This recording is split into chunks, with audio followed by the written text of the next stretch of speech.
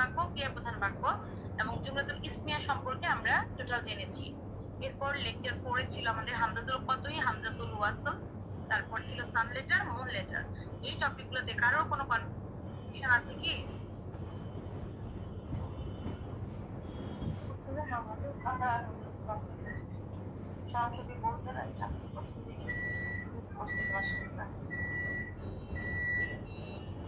একটু জোরে বললে ভালো হয়।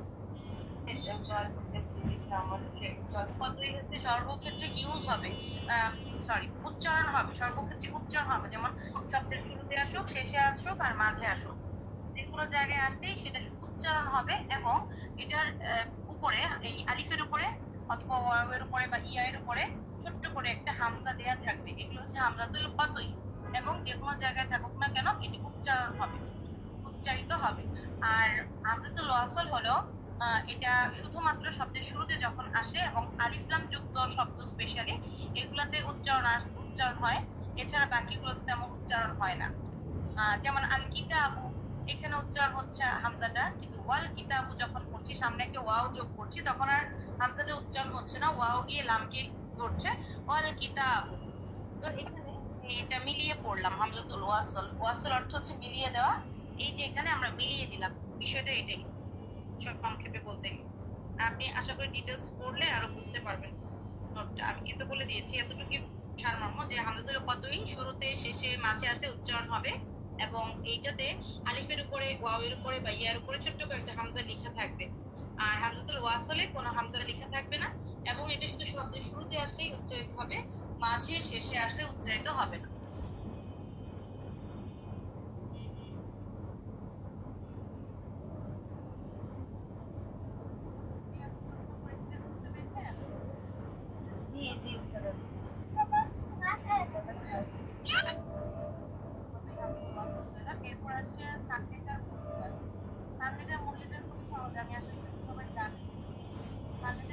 আবার রিভাইজ করতে হবে।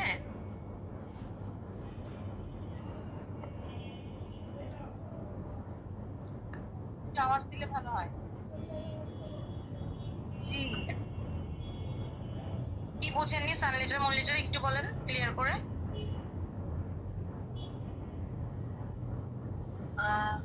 আমি আসলে লাস্ট ক্লাসে আসতে পারিনি, তারপর আপনি আসতে পারেননি দেখে বুঝেন, যারা যারা ছিল তারা বুঝেছে। আচ্ছা, আপনি কি পড়েছেন? আমি শীট দিয়ে দিয়েছিলাম আগেই, পড়েছেন? সোমবারে ক্লাসের পরে শীট দিয়ে দিয়েছিলাম, পড়েছেন? না, শীটটা কিন্তু পড়ে আসার কথা ছিল। আমি কিন্তু আজকে প্রশ্ন জিজ্ঞাসা করতে পারতাম। যখন আলিফ লামটা উচ্চারণ হবে তখন সেটা হবে মুন লেটার, আর যদি লামটা উচ্চারণ না হয় তাহলে সেটা হবে সান লেটার।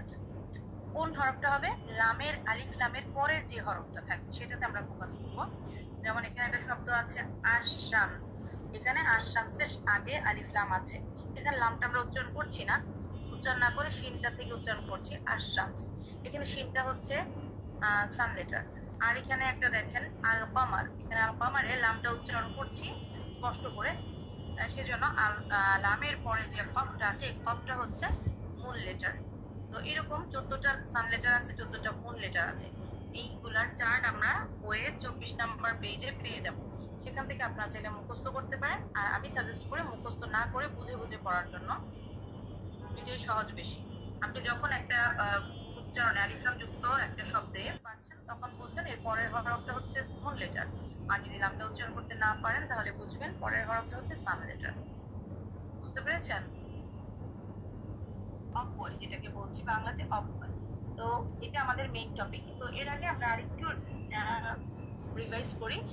মারফুন, মানসুবুন, মাজরুরুন, এটা আমাদের সবার একটু কঠিন লাগে, এই নামগুলো শুনলে কঠিন লাগে। বিষয়টা কঠিন না, নামগুলো মনে রাখাটা কঠিন হয়, তবে এটা কিন্তু কম বেশি প্রতিটা লেকচারে এই শব্দগুলো রিপিট হচ্ছে। আমরা মনোযোগ দিয়ে মানে যদি শুনি বা পড়ি তাহলে কিন্তু মনে রাখাটা খুব একটা কঠিন না।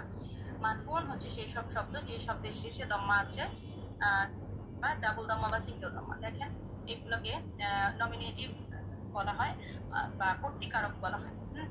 তো আল কিতাবু, আল কলামু, আর রজুলু, আল ওয়ালাদু, এই শব্দগুলো দেখেন ইয়েলো কালার মার্ক করা প্রথমে 1 নম্বরের আন্ডারে। এই সবগুলো শব্দের শেষে দেখেন দম্মা আছে, যেহেতু দম্মা আছে সেজন্য এই শব্দগুলোকে আমরা মারফুন বলবো।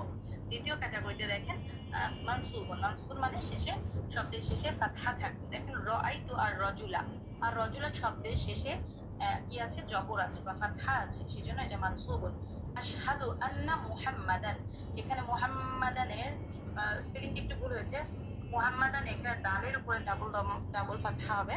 আচ্ছা, তো আশহাদু আন্না মুহাম্মাদান, এই মুহাম্মাদান শব্দটা দেখেন মানসুবুন, যেহেতু শেষে ডাবল ফাতহা আছে।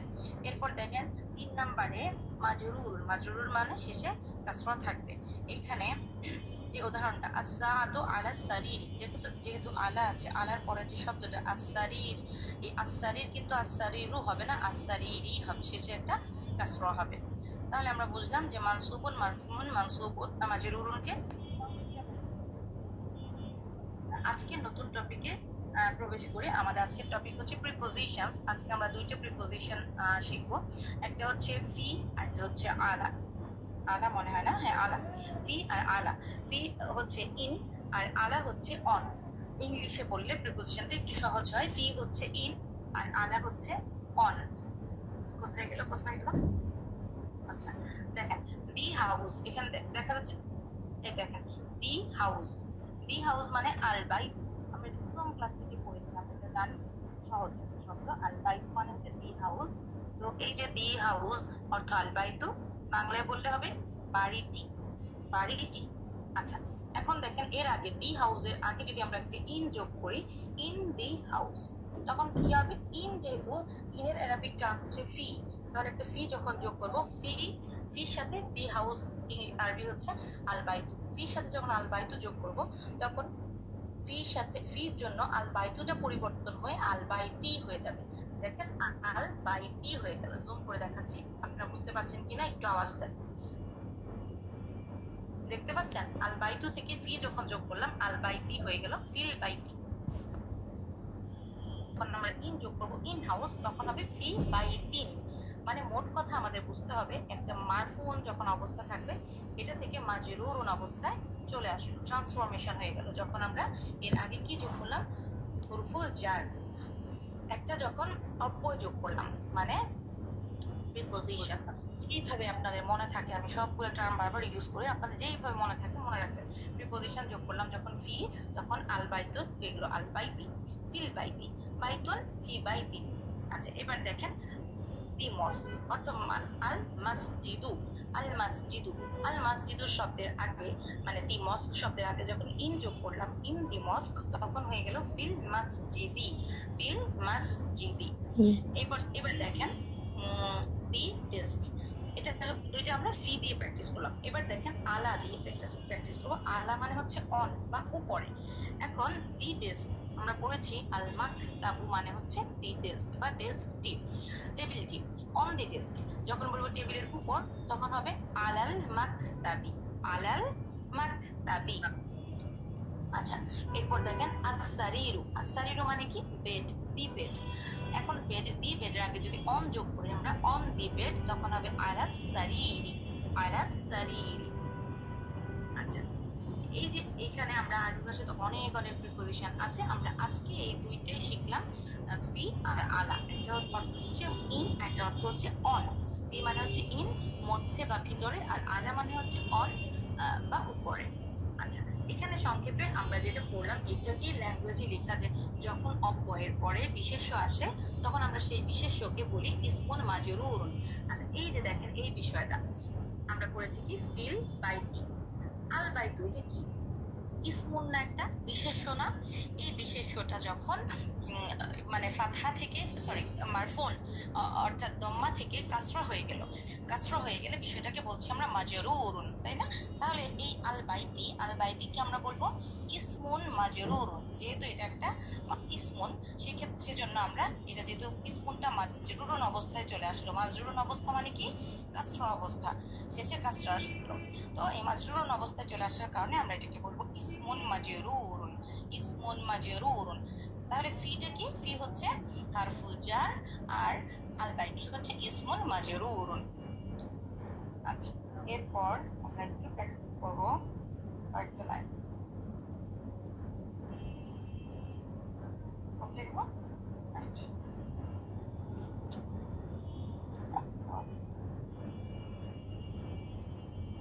দেখেন মার্ক করা যেগুলো, কালার করা যেগুলো, দেখেন ফি আল বাইতি, আমরা এটা মাত্রই বললাম যেটা ফি আল বাইতি।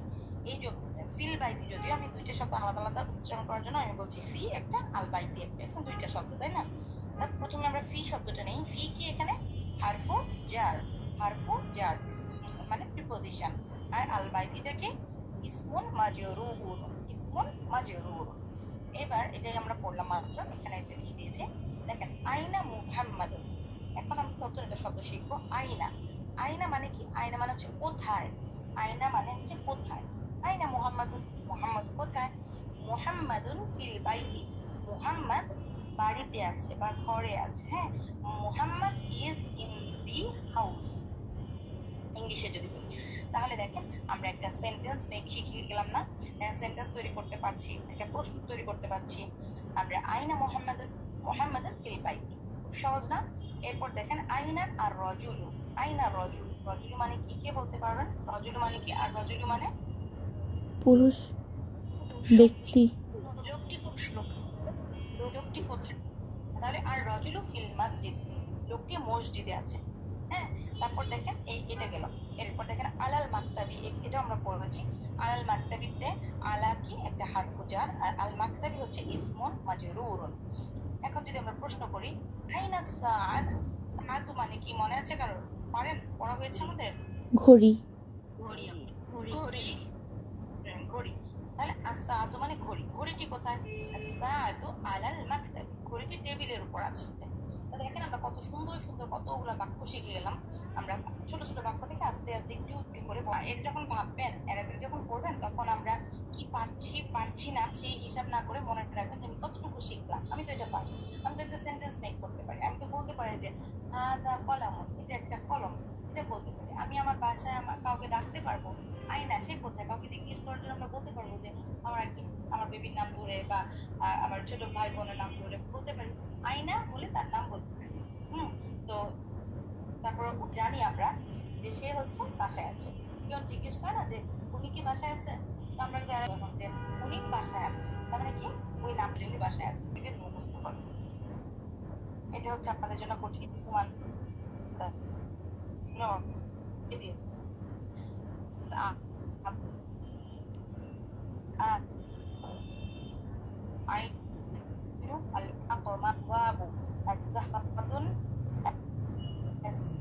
সরি এটা জাহরাতু হবে, এখানে তানবিনটা হবে না, আলিফ লাম যেহেতু আছে। আজ-জুহুরু আল-আজহারু, আশ-শামসু আশ-শুমুসু, আদ-দুরুসু আদ-দাইফু আদ-দুয়ুফু, আদ-দাফতারু আদ-দাফাতিরু, আর-রাসূলু আর-রুসুলু, as-সালাতু as-সালাওয়াতু, আর-রা'সু al-isba'u al-asabi'u, al-zufuru al-azfaru, as-sadiqu al-asdiqa'u, wajhu al-wujuhu al-wujuh।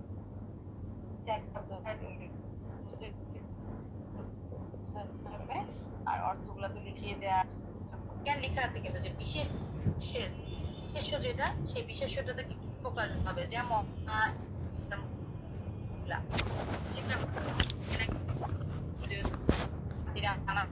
হয়েছে রআইতো হচ্ছে একটা ভার্ব চলে আসছে, আর মানে বিশেষ্য, এই বিশেষ্যটা শেষের এন্ডিংটা আমরা খেয়াল করবো, শেষ লেটারটা। এখন মনে করো আশহাদু মুহাম্মাদান, এখানে মুহাম্মদ শব্দ কিন্তু শব্দের মুহাম্মাদান আবদুহু ওয়া রাসূলুহু, যদি মুহাম্মাদান শব্দটা কিন্তু শব্দের শেষে এখানে আসছে, কিন্তু এরপর এই শব্দটাকে আমরা পিক করতে পারি, এই শব্দটা মান কোন শব্দ, তার মানে শব্দের যে মানে বাক্যের যে জায়গায় থাকে আমরা ইসমটাকে পিক করব, ইসমটাকে পিক করব, হ্যাঁ ইসমটাকে পিক করব। বা এটা বিষয়টা এরকম না, বিষয় যদি কেউ জিজ্ঞাসা করা হয় যে এই শব্দটা কি, তখন যেন আমরা বলতে পারি, তখন যেন আমরা বুঝতে পারি এটাই মেইন বিষয়, এবং এটা ইসলামের ক্ষেত্রেই হয়। আচ্ছা ঠিক আছে। পরিবর্তন হয়, ইসলামটাই বিভিন্ন ক্ষেত্রে পরিবর্তন হয়। আল বাইতু এটা দিয়ে যদি শুরু হয়, এটা তো একটা ইসম, তাই না? শেষে দম্মা থাকলো, মারফুন অবস্থায় থাকবে, সব ইসম গুলোই মারফুন অবস্থায় থাকে।